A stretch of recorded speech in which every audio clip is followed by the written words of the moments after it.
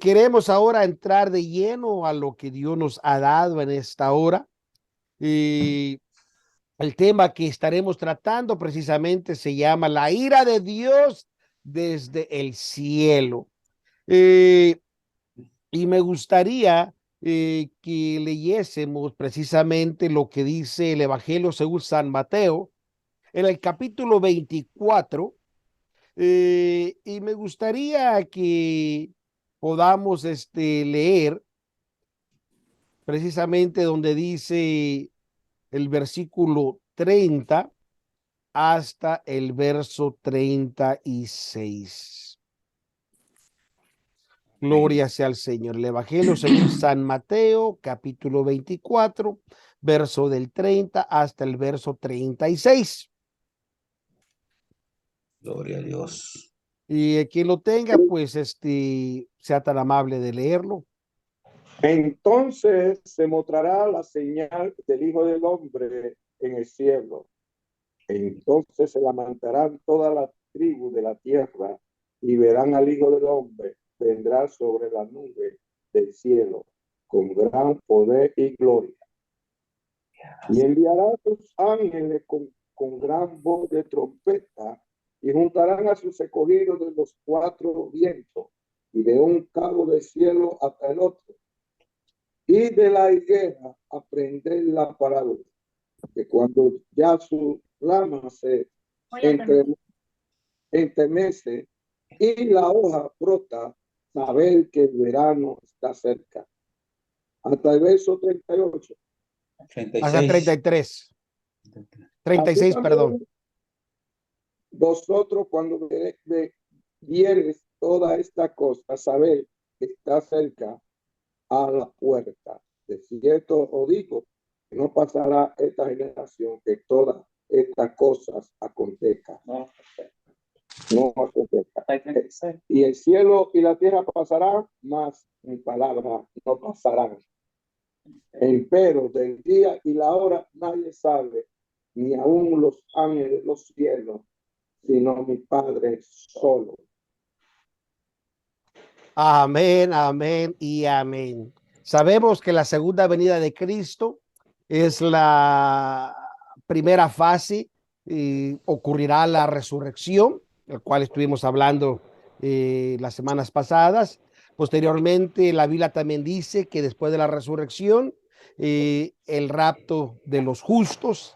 Y esto obviamente tiene dos significados claramente diferentes. Para los santos, para usted y para mí, significa precisamente el cumplimiento último de nuestra esperanza de la redención eterna, la cual abrazamos por la fe hasta el día de Cristo. Pero también están los incrédulos, que para ellos esto significa la liberación de la ira de Dios y la actitud desenfrenada del anticristo. Sabemos que el regreso del Señor quizás haya sido de mayor interés para más personas que cualquier otro tema bíblico. Todo el mundo quiere saber de este tema. Y creo que más que cualquier otra generación, desde la ascensión de Cristo al cielo, este es el tema que siempre de interés. Sin embargo, también debemos de estar al tanto que la ignorancia al respecto de esto también es espantoso. La palabra de Dios, especialmente las porciones proféticas, se vuelven más claras mediante se van teniendo los cumplimientos. Los misterios, por ejemplo, se convierten en revelaciones para los que creen en Dios. Otros continúan burlándose, ¿verdad? Aparentemente sordos y ciegos de las cosas espirituales, pero ya sabemos que eso tiene que ocurrir. También ya hemos examinado varias de las áreas del evento de los últimos días, ¿verdad? De los temas anteriores que hemos abordado. Sabemos que Jesús dijo que no podemos saber el día ni la hora, como acaba de leer el hermano en Mateo 24:36. También dice que cuando Él regresará, nadie lo sabe. Sin embargo, Él dio numerosas señales por las cuales podemos saber cuándo está cerca, cuando Él está a las puertas, como dice el verso 33 del Mateo 24. donde dice así también vosotros, cuando vieres todas estas cosas, sabed, está cerca a las puertas. Así que en el pasado, los temas que hemos tocado concerniente a la gran tribulación, concerniente a la marca de la bestia, concerniente a la batalla del Armagedón, espero que hayan sido pues considerados para usted de mayor interés y de comprensión.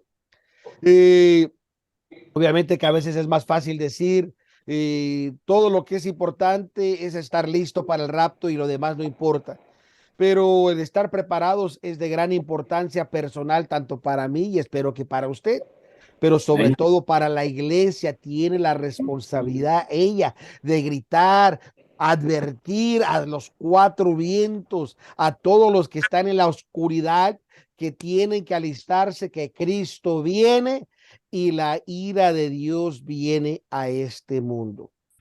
Es, por lo tanto, creo yo, el deber de la iglesia conocer la palabra de Dios para que podamos entonces advertir a los demás. Es más, si alguien me busca Primera de Pedro 3:15 y alguien más me busque Juan 16:13.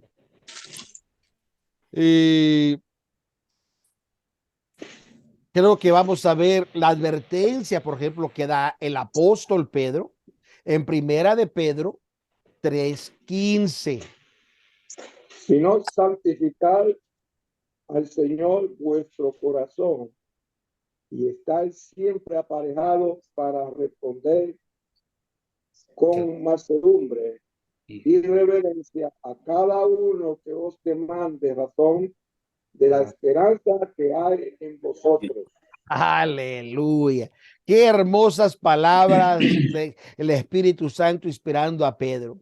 Sino santificar al Señor Dios en vuestros corazones. Es decir, hay que tener un corazón santificado y está siempre aparejado. Vamos a estar listos para responder con mansedumbre y reverencia a cada uno que os demanda razón de la esperanza que hay en vosotros. Así que debemos estar preparados para advertirle a aquellos que inquieran en este tema. El Espíritu Santo, recordemos que fue dado para dirigir y para guiar a la iglesia. Pero ¿a qué la va a dirigir y a qué la va a guiar? Dice la Biblia, a toda verdad. Como dice Juan 16:13, ¿cómo dice? Pero cuando viniera aquí el Espíritu de verdad, Juan 16:13. Pastor Jorge, búsqueme Primera de Corintios, capítulo 2. Vamos a leer del verso del 9 al 13, en lo que Dice, alguien más pero busca. cuando viniere aquel Espíritu de verdad, él os guiará a toda verdad, porque no hablará de sí mismo, sino que hablará de todos los que oyeren y os hará saber las cosas que han de venir. Mire, qué interesante las palabras del apóstol Juan.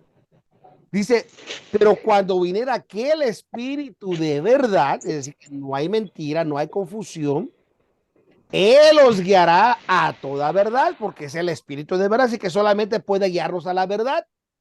Porque no habrá, dice, Él no hablará de sí mismo, y eso está hermoso, sino que hablará todo lo que oyere. En otras palabras, todo lo que ya está escrito, lo que ha sido declarado, eso es lo que va a hablar para nosotros. Y os hará saber las cosas que han de venir. Así que la iglesia debe tener la respuesta a las preguntas legítimas que haga la persona. Por eso que la iglesia debe de escudriñar la palabra de Dios en busca de las cosas que son profundas de Dios y orar en el Espíritu Santo y para poder obtener las respuestas que necesitamos. Como dice Primera de Corintios, Pastor Jorge, capítulo 2, verso del 9 al 13, y en lo que el pastor lee, alguien más me busca Romanos capítulo 8, verso 26 y 27 y Judas 1:20, por favor. Antes, como está escrito, cosas que ojo no vio, ni oreja oyó, ni han subido en corazón de hombre. En corazón de hombre. En corazón de hombre son las que a Dios, a Dios preparado para aquellos que le aman. Fíjese bien, ¿eh?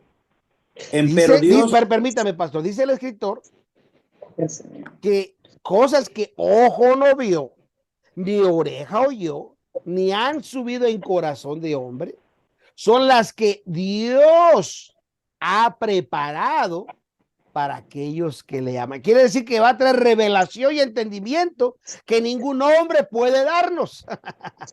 Tiene que venir directo del Padre. Verso 10, pastor. Pero Dios nos lo reveló a nosotros por el Espíritu. Por el Espíritu todo lo escudriña aún lo profundo de Dios. Fíjese bien, ¿eh? Que a través del Espíritu es como vamos a recibir revelación. Solo el Espíritu puede escudriñar las profundidades de Dios. Verso 11. Porque ¿quién de los hombres sabe las cosas del hombre, sino el espíritu del hombre que está en él?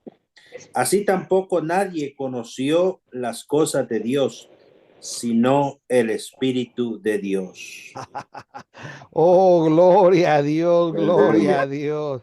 Y qué hermoso, porque Él nos ha dado su espíritu. Él conoce lo de Dios. Siga leyendo, pastor, verso 12. Y nosotros hemos recibido no el espíritu del mundo, sino el espíritu que es de Dios, para que conozcamos lo que Dios nos ha dado.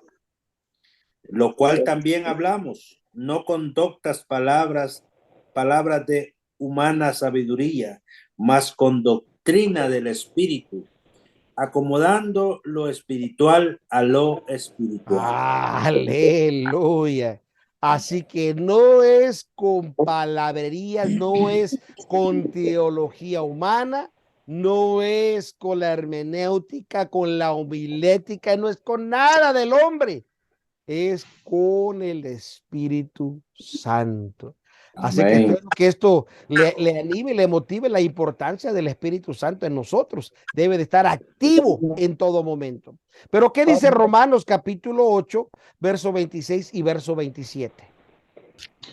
Y asimismo también el Espíritu ayuda a nuestra flaqueza, porque que hemos de pedir como conviene. No lo sabemos, sino que el mismo Espíritu pide por nosotros con gemidos indecibles. Mas el que escudriña los corazones sabe cuál es el intento del Espíritu, porque conforme a la voluntad de Dios demanda por los santos. Oh, gloria a Dios por el Espíritu que Él pide con gemidos indecibles por usted y por mí. Porque usted y yo no todos sabemos lo que necesitamos, pero Él sabe, conoce perfectamente lo que nos hace falta, lo que es necesario, lo que es menester. Pero también Judas 1:20 dice algo importante. ¿Qué dice? Mas vosotros os amaos, edificados sobre vuestra santísima fe, orando por el Espíritu Santo. Así que Judas aquí vuelve también a animarnos. Dice, oh amados, dice, edificados sobre vuestra santísima fe, pero ¿cómo? Orando por el Espíritu Santo. Así que los temas, obviamente largamente evitados, en realidad merecen nuestra atención y de considerar todos estos aspectos que habla incluso concerniente a la gran tribulación.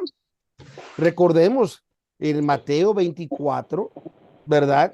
Que Jesús se refirió al arca de Noé, que era la única forma de escapar del derramamiento de la ira de Dios, como un tipo digno de mención en los últimos días. En ese momento, los incrédulos continuaron en el pecado hasta que vino el diluvio y se los llevó a todos. Mateo 24, del 37 al 39, Jesucristo dijo, mas como los días de Noé, así será la venida del Hijo del Hombre. ¿Y cómo estaban en los días de Noé?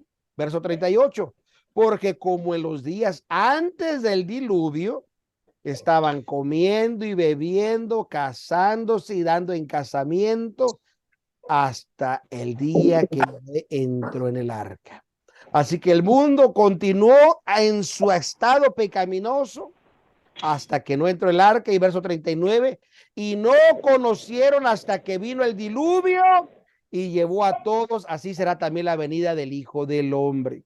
Muchos tienen por tardanza la venida de Cristo, tienen por tardanza la gran afluencia, tienen por tardanza la perfección de los santos, pero sabemos que es en el momento indicado de Dios, todo cambiará porque Él tiene poder, Él es Dios. Amén. Recordemos, la destrucción de Sodoma y Gomorra también está registrada como nuestro aprendizaje. Lot y sus hijas huyeron de la ciudad de Sodoma.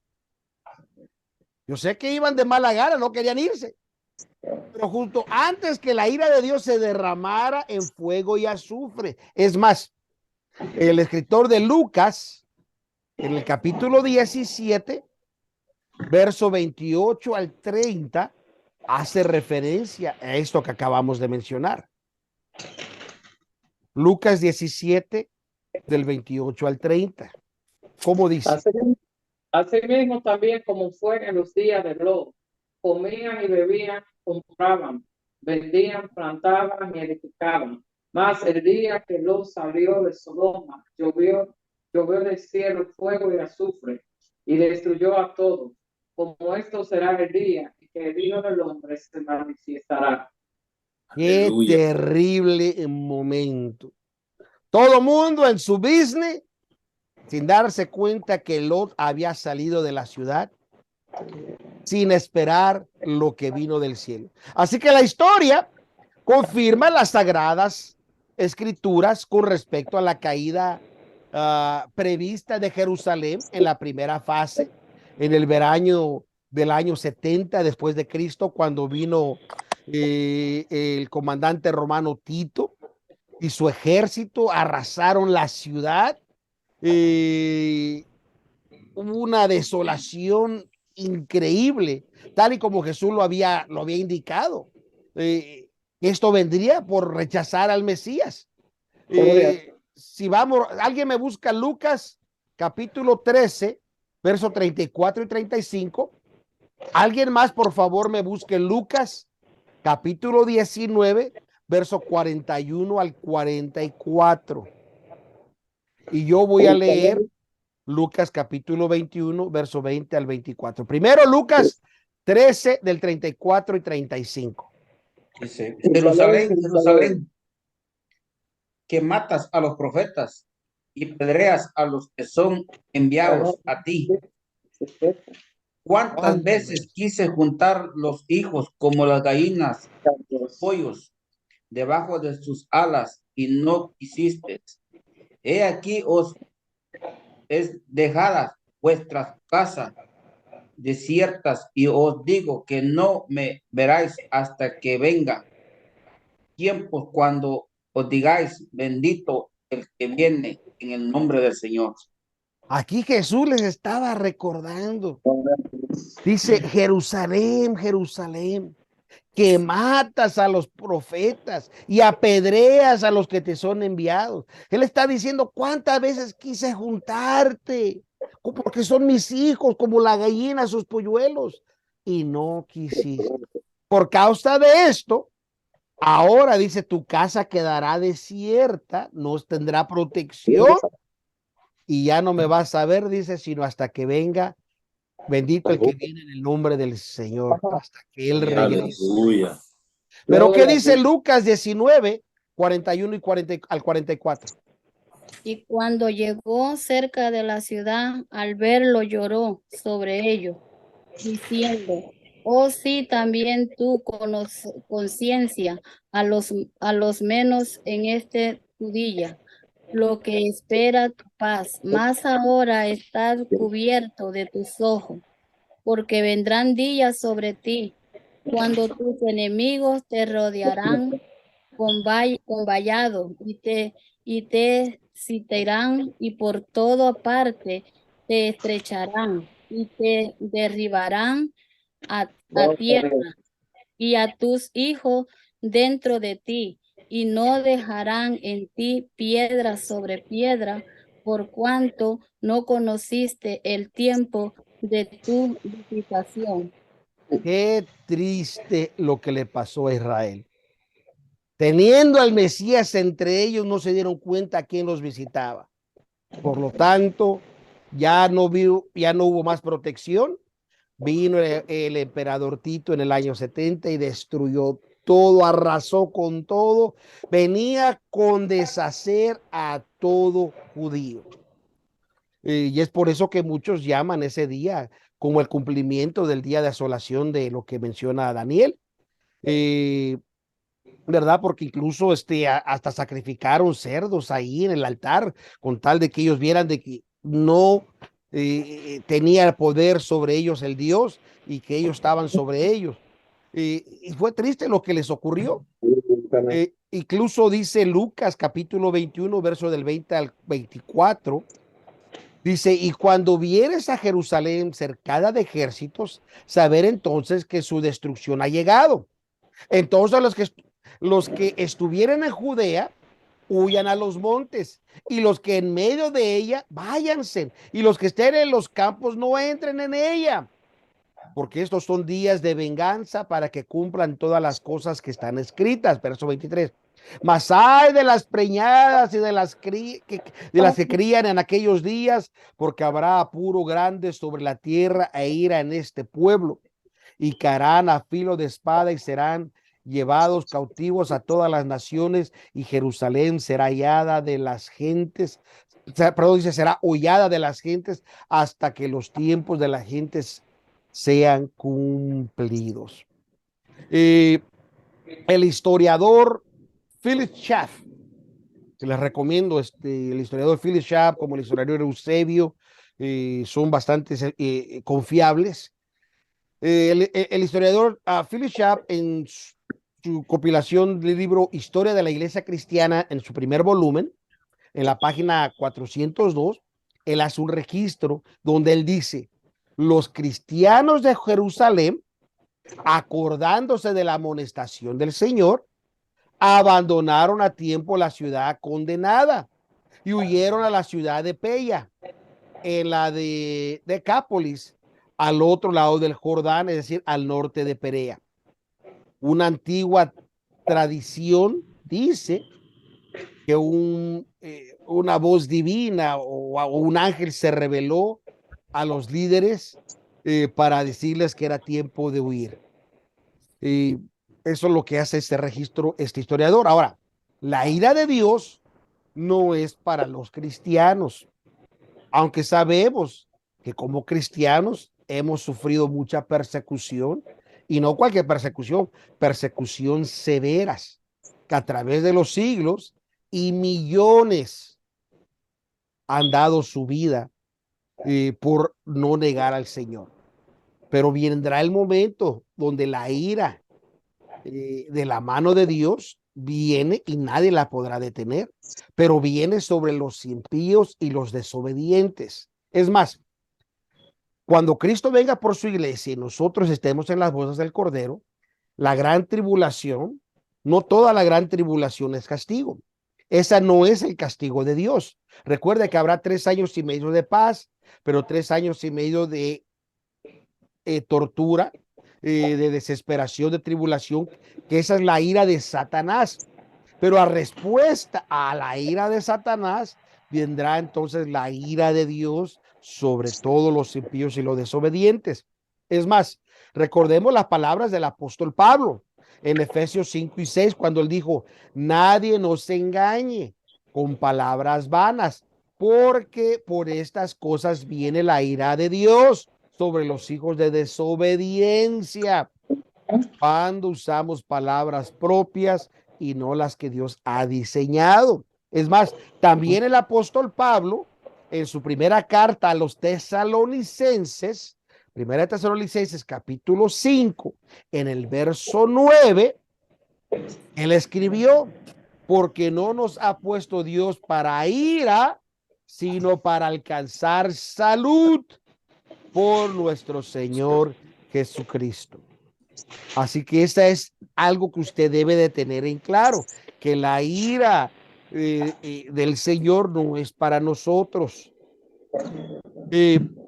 Aquellos que sean atrapados en el rapto estarán para siempre libres de la ira, mientras que aquellos que permanezcan en la tierra habrán perdido su última oportunidad de escapar de ella.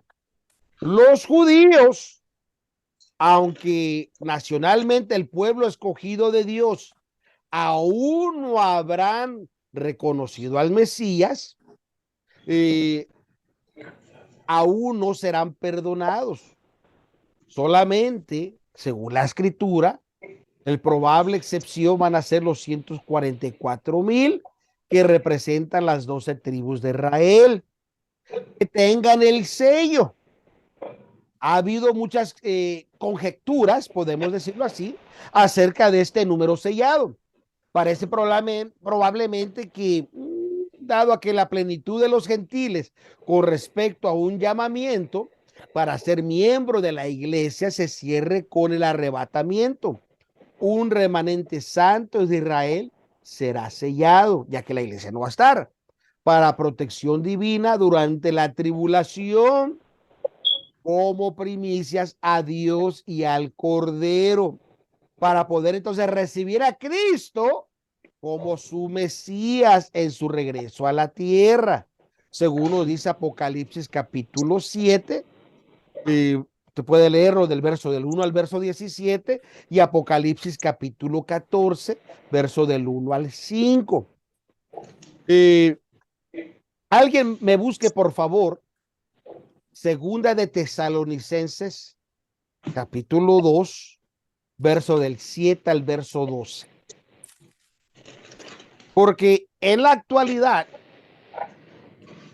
cuando la escritura hace referencia a aquel malvado, aquel hombre de pecado, dice que hay algo que está impidiendo que éste descargue toda su furia sobre este mundo. Y el apóstol Pablo hace mención de ello. Quien tenga la escritura lo lee, por favor.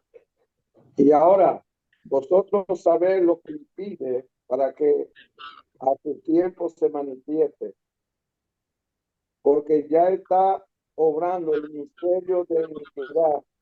Solamente espera hasta que sea quitado en medio de su ahora gentil. Entonces será manifestado aquel núcleo, el cual el Señor matará con el espíritu de su boca y destruirá con resplandor de su venida. Hasta el 9. Hasta el 12, por favor. Y aquel núcleo cuyo avivamiento es según operación Satanás, con grande potencia y señales y milagros mentirosos, y con todo engaño y iniquidad en los que padecen, por cuanto no recibieron el amor de la verdad para ser salvos. Por tanto, pues le envía a Dios operación de error para que crea en la mentira, para que sean condenados todos los que no creyeron a la verdad, antes consintieron en la iniquidad. Amén, amén, amén. Así que el apóstol Pablo, ¿verdad?, hace referencia a esto, y en la cual dice que esto continuará siendo registrado hasta que aquel agente que obstaculice, evidentemente, sabemos que es el Espíritu Santo y la iglesia, se ha quitado de en medio en el momento del rapto, entonces la iniquidad no tendrá freno. Aquellos a quienes el anticristo ha engañado estarán en su poder despiadado. Parece, conforme lo que hemos leído, que habrá 7 años de tribulación, recordando obviamente que los primeros 3 años y medio pueden parecer un reinado de paz y tal vez de prosperidad, según Apocalipsis capítulo 13, verso 4 y 5. Y aparentemente el objetivo principal del anticristo va a ser Israel, la nación de Israel.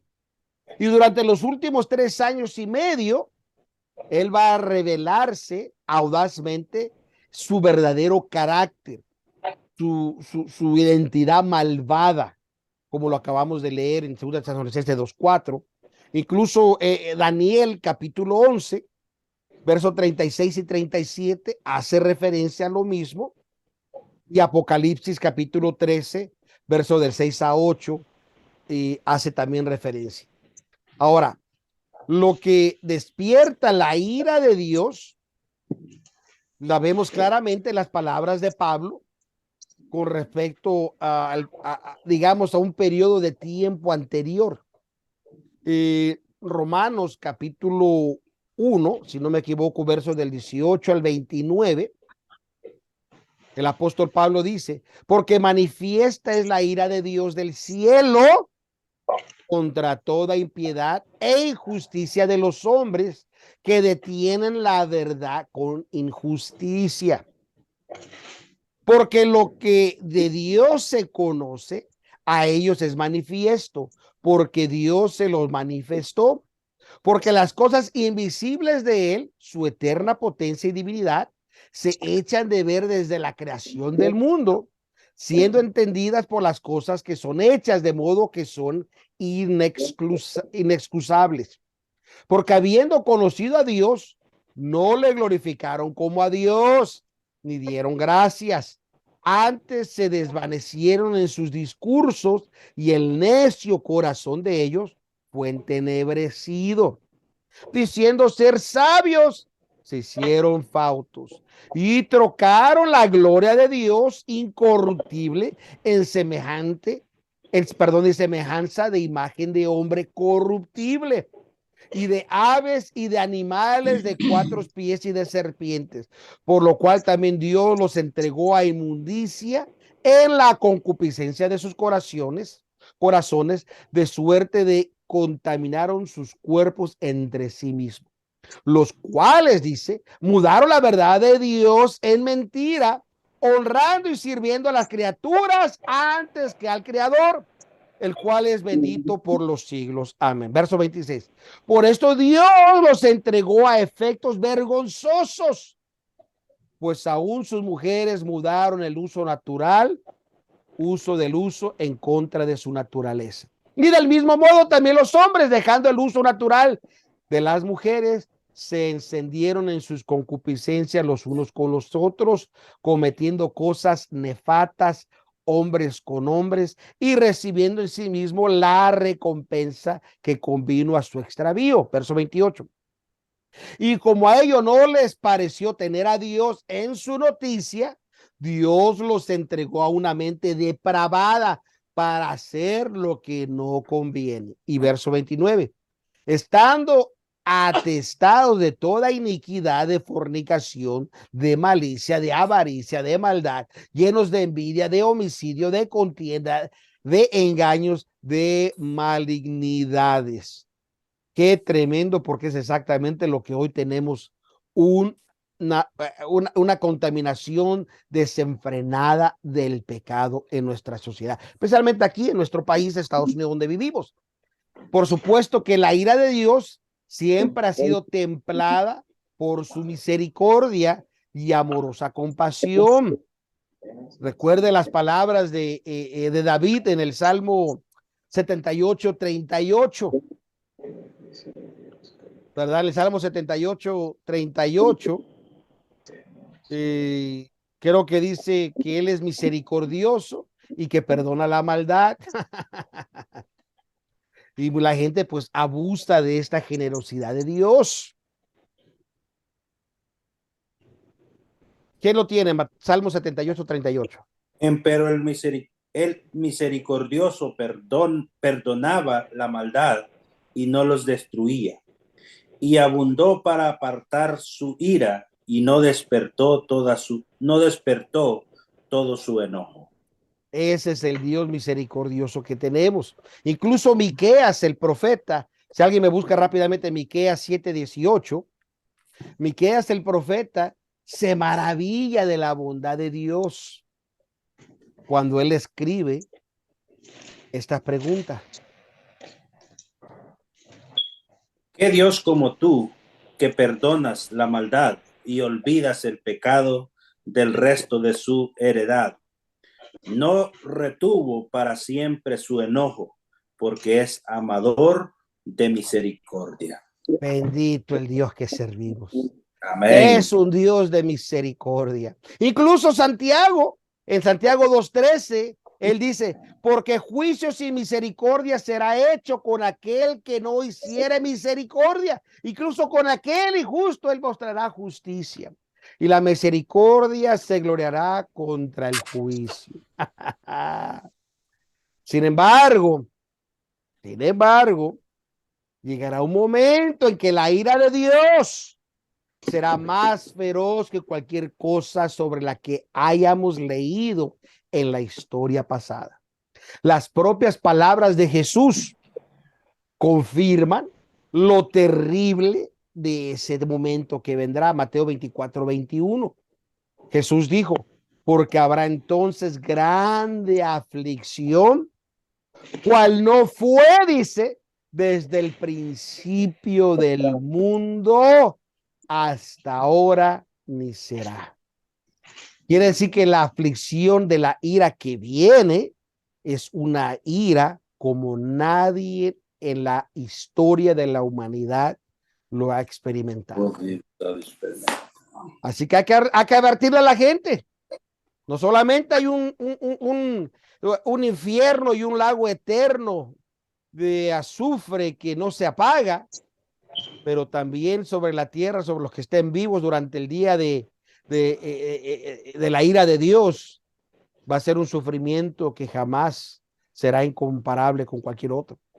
Así que, considerando esto, hermanos, yo sé que no es fácil de entender posteriormente la descripción del apóstol Pablo, cuando él hablaba al hijo de perdición y la iniquidad ya abundante. Si recuerda, el pastor Jorge leyó 2 Tesalonicenses capítulo 2, verso del 9 al 12, donde, perdón, fue el hermano Rosario, perdón, donde dice que aquel inicuo cuyo advenimiento es seguro operación de Satanás con grandes potencias y señales y milagros mentirosos y con todo engaño de iniquidad en lo que les parece, por cuanto no recibieron el amor de la verdad para ser salvos. Por tanto, pues, les envía Dios operación de error para que crean a la mentira, para que sean condenados con todos los que no creyeron a la verdad, antes consistieron a la iniquidad. Así que Dios no dará por inocente a nadie que haya despreciado la verdad. Evidentemente sabemos que Dios dará a todos los hombres la oportunidad de conocer la verdad, pero lamentablemente no todos aman o amarán la verdad. Muchos retendrán la verdad con injusticia y la van a convertir en mentira. Por lo tanto, Dios en su ira les hará creer esa misma mentira hasta el final, para que por esa misma mentira que ellos han hecho y dado, sean condenados, porque esto fue una elección voluntaria de ellos. Por lo tanto, que la iglesia debe de hacer y debe de ver a todos y declararles cuál es este misterio que hemos recibido de Cristo y su iglesia. Como dice Efesios 3:9, ¿verdad? ¿Qué dice Efesios 3:9? Y de aclarar a todos cuál sea la dispensación del misterio escondido desde los siglos en Dios que creó todas las cosas. Pero la decisión de aceptarlo es responsabilidad de cada uno. Podemos hablarles del gran amor de Dios, pero también debemos de decirles que es un Dios justo. Él amó tanto al mundo que dio a su Hijo para redimirnos. Pero también, como es un Dios justo, todo aquel que ha rechazado y negado a ese Redentor, ahora debe ser castigado por despreciar el espíritu de verdad que traía el mensaje a su corazón. Aleluya. El libro de Apocalipsis, obviamente que describe municiosamente el periodo de la gran tribulación, por eso es un libro fascinante para muchos. Creo que es el libro que más atrae a todo mundo, el Apocalipsis. Y es cierto que este libro ha sido muy mal interpretado por la mayoría de las personas. Probablemente porque los hombres han tratado de escribir tal vez exposiciones prematuras, es decir, antes de que Dios las aclare. Pero después de todo esto, recordemos que Él le dio a Juan una revelación, no como misterio, sino revelación, porque dice revelación, es el libro declarado, debido a que Juan estaba en el Espíritu cuando vio estos eventos proféticos.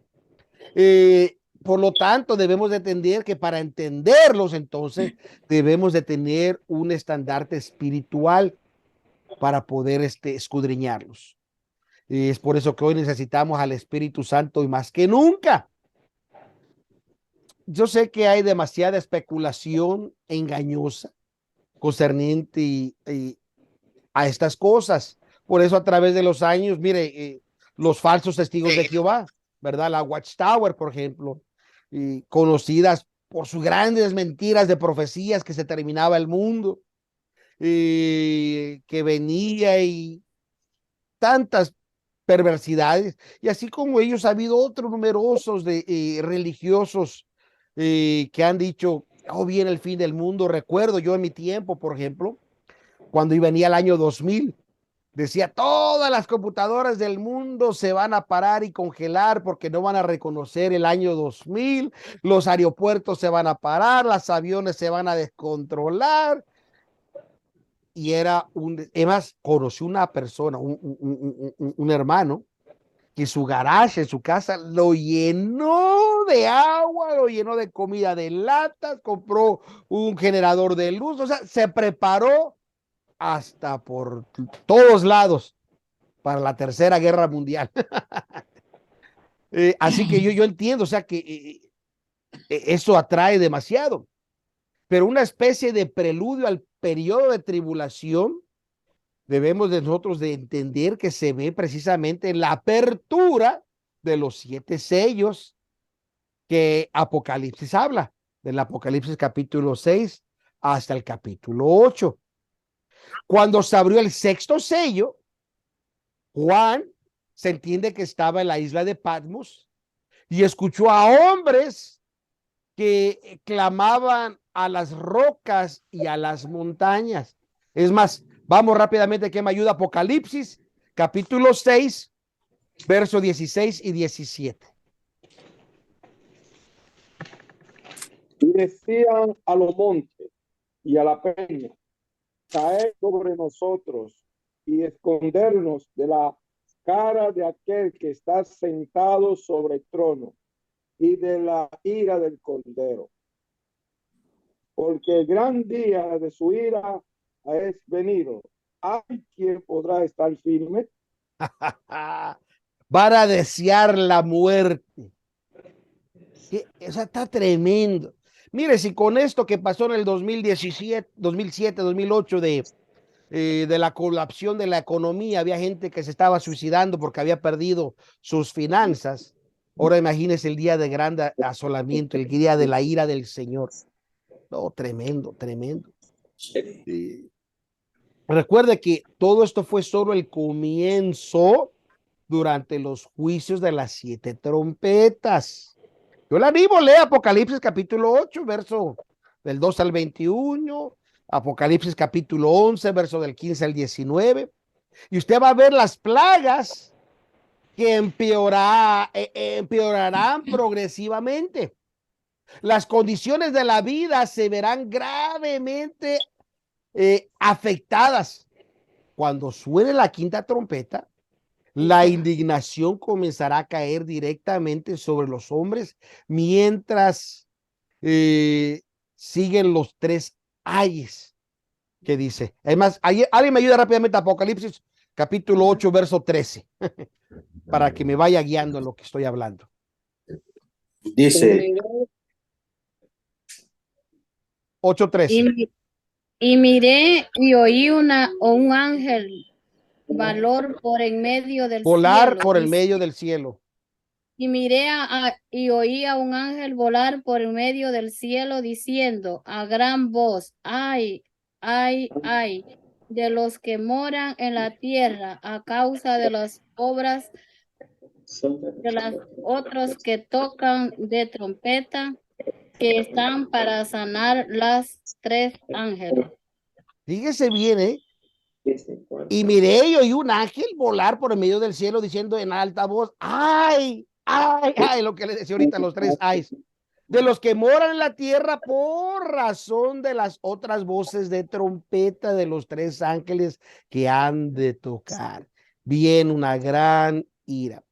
En conjunto con las tres últimas trompetas, los hombres buscarán la muerte, pero la Biblia dice que esta huirá de ellos, porque los hombres serán atormentados con una plaga terrible durante 5 meses. Así que olvídese del COVID, olvídese de las variaciones del COVID. Esto no es nada con lo que viene. Es más, ¿quién me ayuda rápidamente? Apocalipsis capítulo 9, versos 5 y verso 6. Y les fue dado lo que no las mata, sean, Dice, sino y les, fíjese bien, y les fue dado que no los matasen. ¿Qué más? que los atormentasen 5 meses, y sus tormentos eran como tormentos de escorpión cuando hieren al hombre.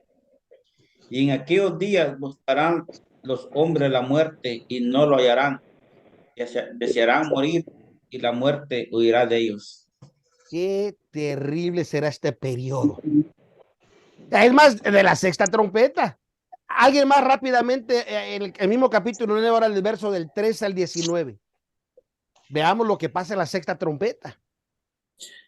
y el sexto ángel tocó la trompeta y oí una voz de los 4 cuernos del altar de oro que estaba delante de Dios, diciendo, al sexto ángel que tenía la trompeta, desata los 4 ángeles que están atados en el gran río Éufrates. Y fueron desatados los 4 ángeles que estaban aparejados para la hora y día y mes y año, para matar la tercera parte de los hombres. Y el número del ejército de los de a caballo era 200 millones. Y oí el número de ellos. Y así vi los caballos en visión y los que sobre ellos estaban sentados, los cuales tenían corazas de fuego, de jacinto y de azufre, y las cabezas de los caballos eran como cabezas de leones, y de la boca de ellos salía fuego y humo y azufre. De estas 3 plagas fue muerta la tercera parte de los hombres, del fuego y del humo y del azufre que salían de la boca de ellos. Porque su poder está en su boca y en sus colas, porque sus colas eran semejantes a serpientes y tenían cabezas, y con ellas dañan. Una batalla. Y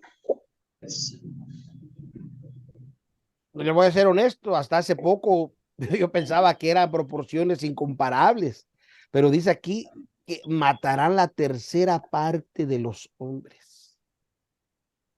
La tercera parte de la humanidad va a morir con dolores indeseables de muerte.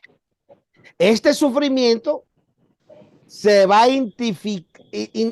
intensificar cuando los hombres adoren la bestia y blasfemen contra Dios, porque después de que esto es culpa de ellos y por ellos, ahora se van a enojar y van a culpar a Dios. Es más, si vamos rápidamente, creo que es bueno, ahorita que me acuerde.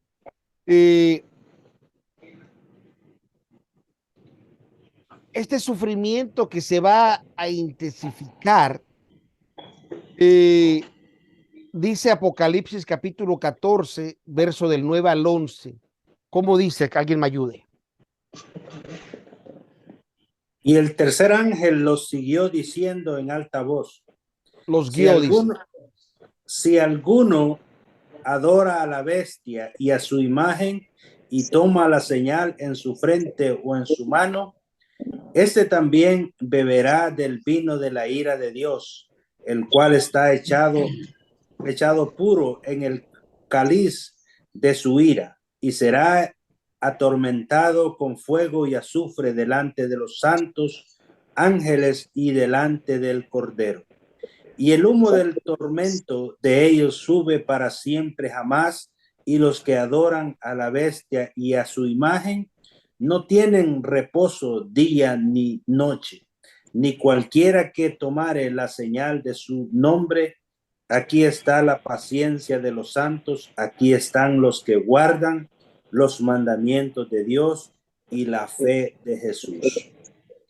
Así que se podrá escribir tal vez capítulos sobre el derramamiento de las 7 copas de la ira de Dios, ¿verdad? Como dice Apocalipsis capítulo 16, las ruinas y la caída de Babilonia, ¿verdad? El mundo en la cual representa aquí la ramera, la iglesia, y la imitación de la iglesia, que está embriagada con el mundo político, económico y social, ¿verdad? En su sistema, el cual lo podemos ver en los capítulos 17 y 18, pero tal vez sea suficiente decir en resumen que la tribulación de los últimos días es para los hombres incrédulos que han rechazado la verdad y que nunca rindieron su corazón a Cristo. La iglesia y todos los muertos en Cristo, lavados con la sangre del Cordero, para ese entonces habrán sido inmortalizados, porque han sido arrebatados por encima de este derramamiento de esta copa de indignación de Dios, como lo dice Apocalipsis 14:10. Ira sin mezclar. Jesucristo en Lucas capítulo 21, versos del 34 al 36, él nos dio una advertencia y dijo, Lucas 21, 34 al 36, y mirad por vosotros que vuestros corazones no sean cargados de glotonería y embriaguez y de los cuidados de esta vida, y venga de repente sobre vosotros aquel día. Porque como un lazo vendrá sobre todos los que habitan sobre la faz de toda la tierra. Velad pues, orando en todo tiempo, que seáis tenidos por dignos de evitar todas estas cosas que han de venir y de estar en pie delante del Hijo del Hombre. El Hijo del Hombre, amén. Así que se han escrito, hermanos, un montón de volúmenes, de libros de mayor o menor valor, tal vez de mis palabras, concerniente a esos tiempos, pero al menos debemos recordar esta advertencia, que si no estamos listos, si no estamos preparados, viene una gran ira sobre la tierra. Todo temor y apresión puede disiparse en un momento, obedeciendo de todo corazón la palabra del Evangelio. Los quiero dejar con las palabras de nuestro Señor Jesucristo en Marcos capítulo 1, verso 15. Marcos 1:15, donde la palabra de Dios dice, y diciendo, el tiempo es cumplido y el reino de Dios está cerca. Arrepentíos y creed al evangelio.